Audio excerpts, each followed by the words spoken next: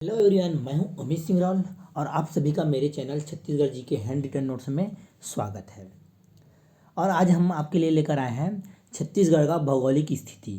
आज हम छत्तीसगढ़ के भौगोलिक स्थिति के बारे में विस्तार से पढ़ेंगे। वीडियो में आगे बढ़ने से पहले आप चैनल को सब्सक्राइब कर दीजिए और वीडियो को पूरा देखिएगा। तो चलिए शुरू करते हैं। छत्तीसगढ़ का भौगोलिक स्थिति दो तरह से समझ सकते हैं, अक्षांशीय विस्तार से और देशांतरी विस्तार से। इस टॉपिक को नक्शे से समझना ज़्यादा आसान होगा, तो नक्शे को ध्यान से देखिए। यहाँ बहुत सारे लाइंस दिखाई दे रहे हैं, तो इसको पहले क्लियर करते हैं। जो सबसे ऊपर में लाइन दिख रही है और सबसे नीचे में ये जो दो लाइन है वो अक्षांशीय विस्तार की लाइन है। नक्शे के अगल बगल जो लाइन दिखाई दे रही है वो देशांतरी विस्तार की लाइन है। क्लियर। अक्षांशीय विस्तार के नीचे जो एक लाइन दिखाई दे रही है, ऊपर के नीचे जो एक लाइन दिखा रही है वो कर्क रेखा है की लाइन है। और जो मिड से जो गुजर रही है, नक्शे के बीच से जो लाइन गुजर रही है वो है समय मानक रेखा की। सब लाइन क्लियर हो गई। अब देखो क्या है, डिग्री में बताते हैं अक्षांशीय विस्तार जो डिग्री में कितना है। तो 17 डिग्री समथिंग उत्तरी अक्षांश से 24 डिग्री समथिंग उत्तरी अक्षांश, ये है अक्षांशीय विस्तार छत्तीसगढ़ का। और देशांतरी विस्तार 80 डिग्री समथिंग से 84 डिग्री समथिंग। और लंबाई में देखें किलोमीटर में, तो उत्तर से दक्षिण के में जो छत्तीसगढ़ की लंबाई है वो 700 से 800 किलोमीटर की है।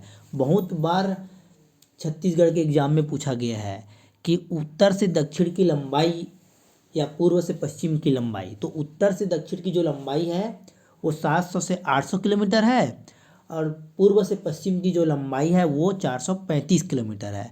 बहुत ही आईएमपी क्वेश्चन है।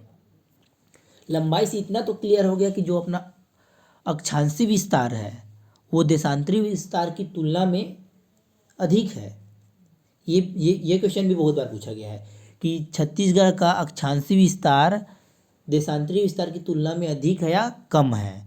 तो अक्षांशीय विस्तार अधिक है, देशांतरी विस्तार कम है। इतना पॉइंट क्लियर हुआ।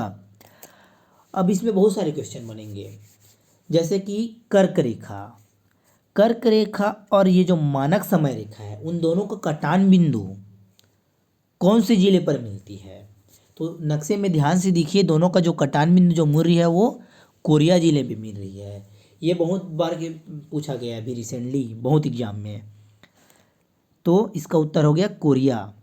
अब देखो कर्क रेखा अपने छत्तीसगढ़ राज्य के कितने जिलों को काटते हुए निकल रही है।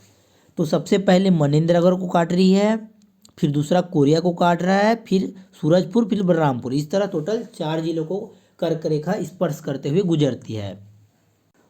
इसी प्रकार अपना मानक समय जो रेखा है वो भी छत्तीसगढ़ के 8 जिलों को काटते हुए गुजर रही है।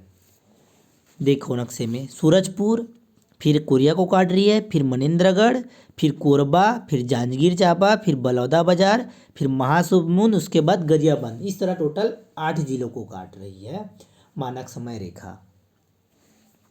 यहाँ तक सब क्लियर है।